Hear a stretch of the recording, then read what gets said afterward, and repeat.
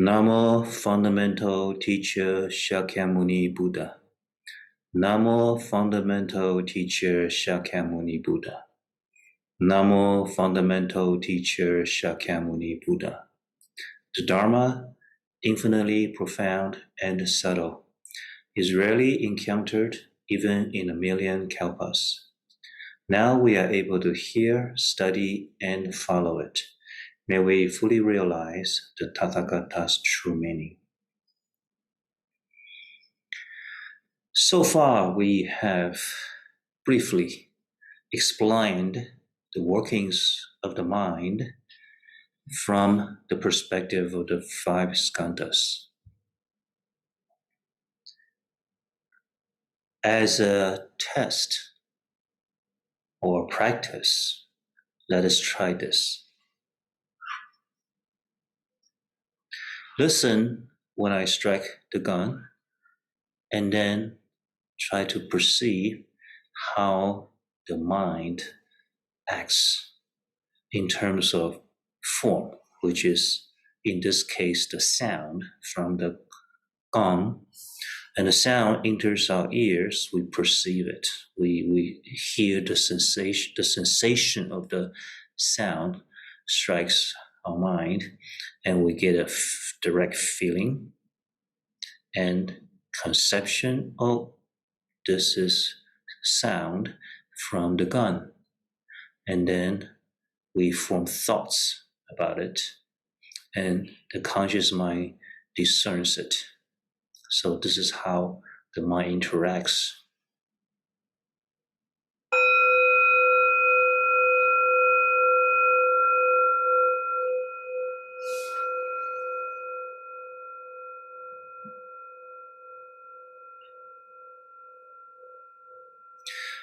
Okay, so you see, you can use any kind of experience. We start with simple ones. Touching something, seeing something, hearing something, we can practice using the five skandhas system to observe how our mind begins to function.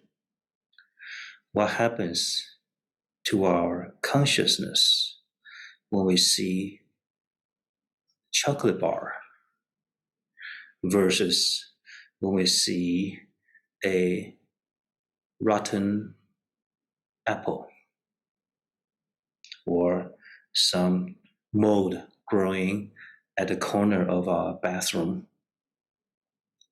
So we see these things, and that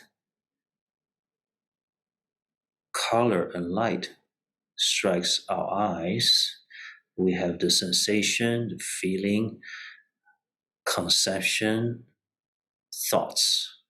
Our mind, our conscious mind discerns, and we form an experience, often ending in liking and disliking.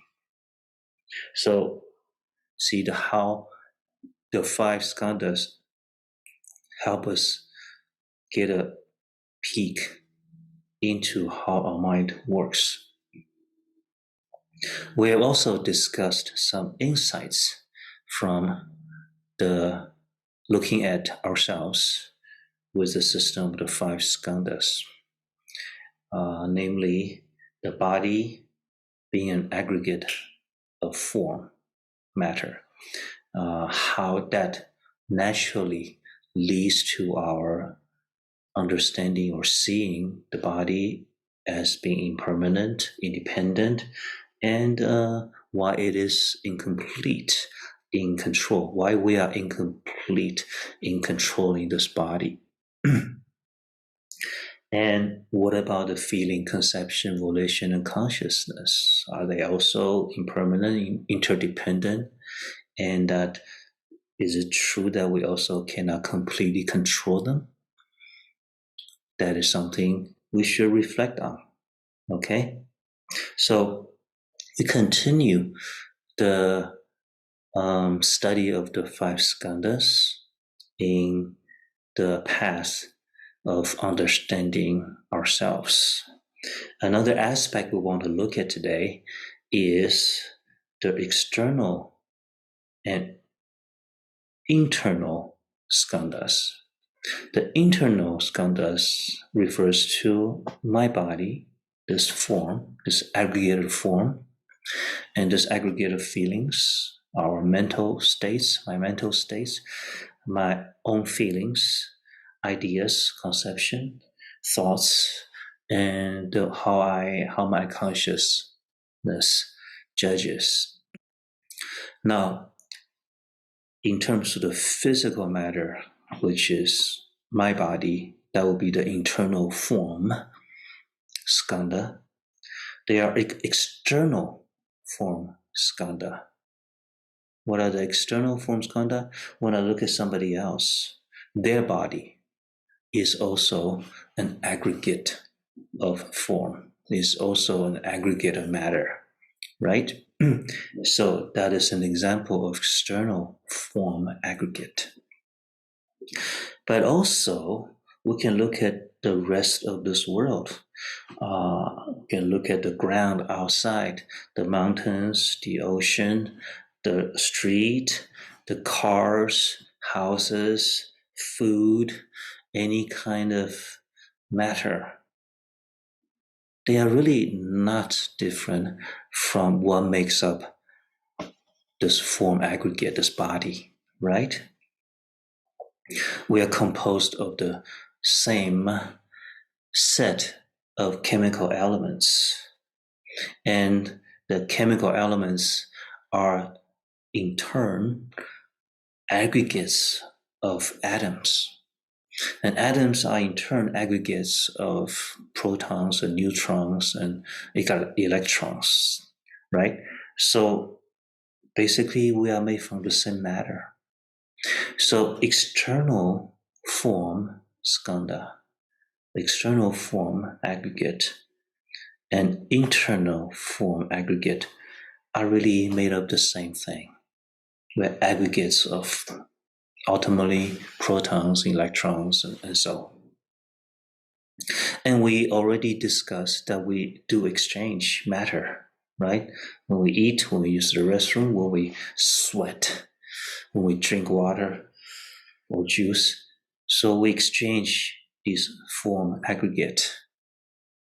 So that is a understanding of how the form, the body, interacts with the rest of the world.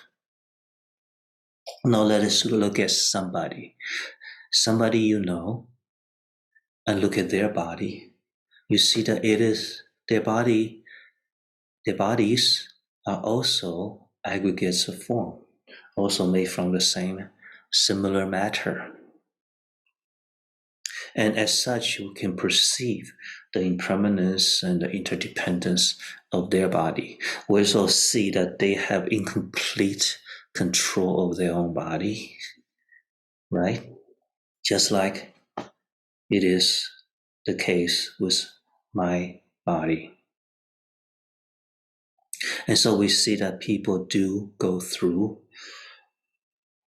birth, growing up, aging, illness, death. Everybody goes through that process. Now, when it comes to the mental aspect, feeling, conception, volition, and consciousness, my feeling, so-called my feelings, my conception, my ideas, how my mind forms impression of my experiences, right? So your impression of hearing rap music, if you're like 50, 60 years old, may be quite different from your kid, which is 20 years old, when they hear rap music. When I was growing up, there was no rap music was not dominant, so I don't have that experience in something quite different from the kind of music I was used to, right? So there's a generation gap. There's a difference in how the mental impressions you form, the ideas, the concepts you form when you hear that type of music. Yeah. So conception, my conceptions, my thoughts, my conscious discernment, how my consciousness judges things. Now, of course, the outside world, it doesn't make sense to talk about feelings conception regarding the physical world. But so when we talk about external five skandhas, we are really talking about sentient beings, other people, other animals. Okay? So we can talk about the external feeling skandha, and that will be referring to somebody else's feeling. So think about somebody you know well.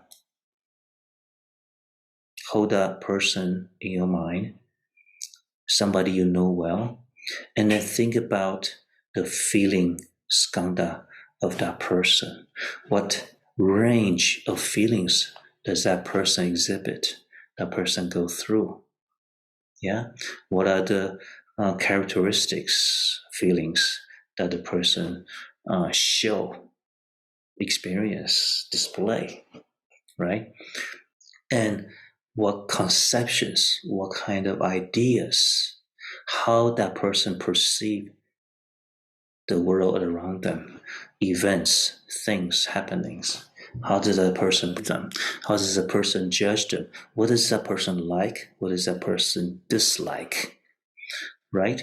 So these are the external feeling, conception, volition, and consciousness. In other words, we're looking at other people also as five skandhas. When we look at the people, other people, as aggregate of form, feeling, conception, volition, and consciousness, how does that change things?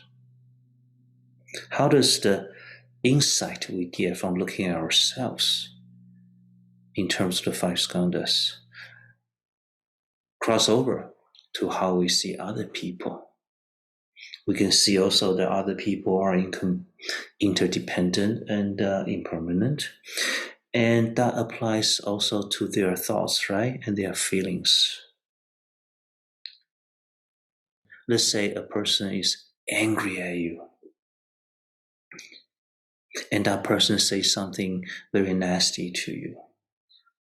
Now, does that experience, does that event define that person? So that every time you think about that person, you think of, oh, how that person said certain nasty things to you before. So that's the person, that's what that person is. That's who he is. And he is like that. He's not my friend. Now, when we think that way, what happens? We make the mistake of taking one episode or a few episodes or one side of that person and thinking of that is the whole of that person. In other words, when we do not use the five skandha, the aggregate perspective to look at people, we tend to look at people as one-dimensional, or at least limited in a certain way, certain behavior, certain personality. That's who they are. That's what they do. But we'll be making a mistake because there's a whole range, all kinds of aggregates, whole range of feelings and ideas, and these feelings and ideas, conceptions, they change also. They grow and they change.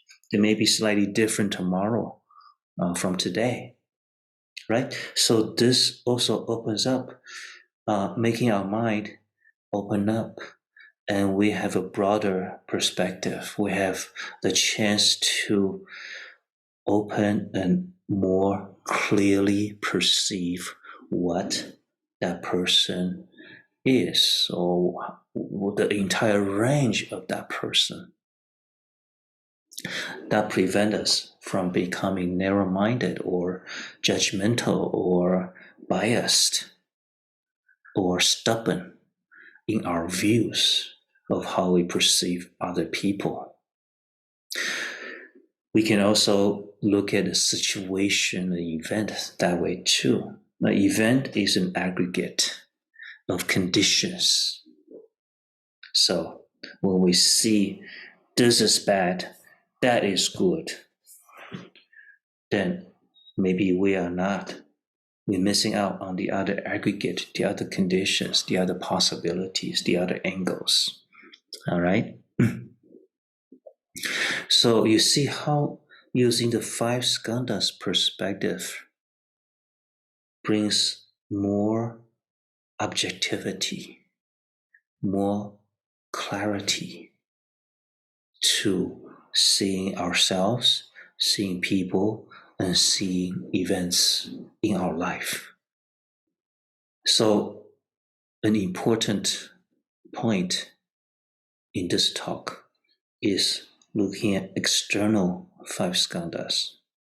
We begin by looking at ourselves from the perspective of the five skandhas, and then we extend that to look at other people. And all the insights we have from examining ourselves mostly can carry over to how we perceive other people. And not just people, animals as well. When we look at a pig, do we just see pork? When we look at a cow, do we just see beef or not? There are so many more aspects to a pig, right? And a pig can be really, really cute and friendly. Pigs are really friendly.